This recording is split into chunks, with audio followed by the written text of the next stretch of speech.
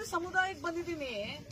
ಈ ನಮ್ಮ SC ST ಆಫೀಸರೇ ಬಂದಿಲ್ವಲ್ಲಪ್ಪ, ಸೋಷಿಯಲ್ ವೆಲ್ಫೇರ್ ಡಿಪಾರ್ಟ್ಮೆಂಟ್ ಆಫೀಸರೇ ಬಂದಿಲ್ಲ. ಇಲ್ಲಿ ತಹಶೀಲ್ದಾರ್ ಇದ್ದಾರೆ, ತಹಶೀಲ್ದಾರ್ ನನ್ನ ಜೊತೆ ಇದ್ದಾರೆ, ಆಮೇಲೆ BCM ಅವ್ರು ಇದ್ದಾರೆ. ಬಟ್ SC ST ಅವ್ರು ಇರ್ಬೇಕಲ್ಲ, ಸೋಷಿಯಲ್ ವೆಲ್ಫೇರ್ ಅವ್ರು ಇರ್ಬೇಕಲ್ವಾ? ಯಾಕೆ ಬಂದಿಲ್ಲ? TCಗೆ ಫೋನ್ ತಗೊಳ್ರಿ.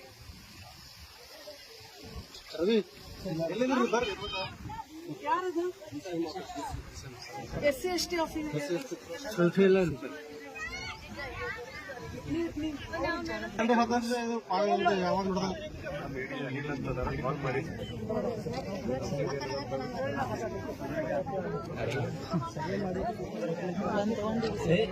ನನಗೆ ಡೀಟೇಲ್ಸ್ ಕೊಡ್ರಿ.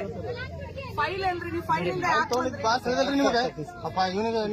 ರೂಢಿ ಆಗ್ಬಿಟ್ಟಿದೇನ್ರಿ? ಹೆಂಗೆ ಏನ್ ತಿಳ್ಕೊಂಡಿದೀರಾ ನೀವು? ಅಲ್ಲಪ್ಪ, ನಾ ಬೆಂಗಳೂರಿಂದ ಗುಲ್ಬರ್ಗಕ್ಕೆ ಬಂದು, ಗುಲ್ಬರ್ಗದಿಂದ ಬಿಜಾಪುರಕ್ಕೆ ಬಂದು, ಬಿಜಾಪುರದಿಂದ ಬೀದರ್ಗೆ ಬರ್ತೀನಿ. ನೀವ್ ಇಲ್ಲಿರೋ ಆಫೀಸರ್ಗಳು ಒಬ್ರು ಬರೋದಿಲ್ಲ ಅಂತಂದ್ರೆ ಹೆಂಗಪ್ಪ ಇದು?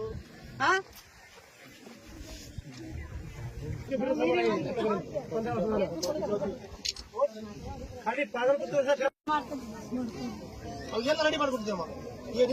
ಎಲ್ಲ ಕೈತ್ರಿ ಮೇಡಮ್ ಮಾಡ್ಕೊಟ್ಟದ ನಮ್ಗೆ. ಕೈತ್ರಿ ಮೇಡಮ್ ಎರಡು ಮೂರು ಪೈಕಿ ಜಗಳ ಮಾಡಿದವ್ರು. ಮೇಡಮ್ ಮೇಡಮ್ ಅದು ಮೇಡಮ್ ಒಂದು ಮೇಡಮ್ ಬಗ್ಗೆ ಚಲೋ ಮಾತಾಡ.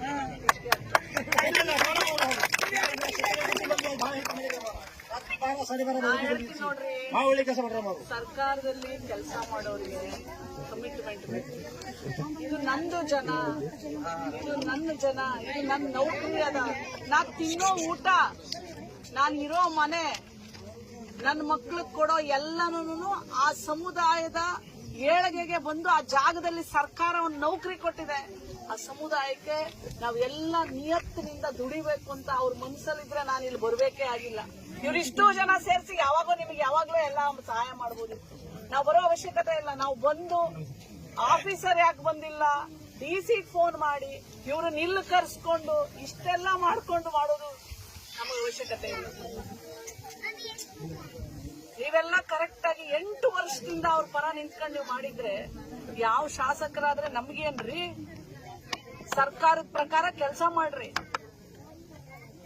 ಅಧಿಕಾರಿಗಳು ಏನ್ ಕಾನೂನು ವ್ಯಾಪ್ತಿಯಲ್ಲಿದೆ ಅಲ್ಲಿ ಕೆಲಸ ಮಾಡ್ಬೇಕು ನೀವು.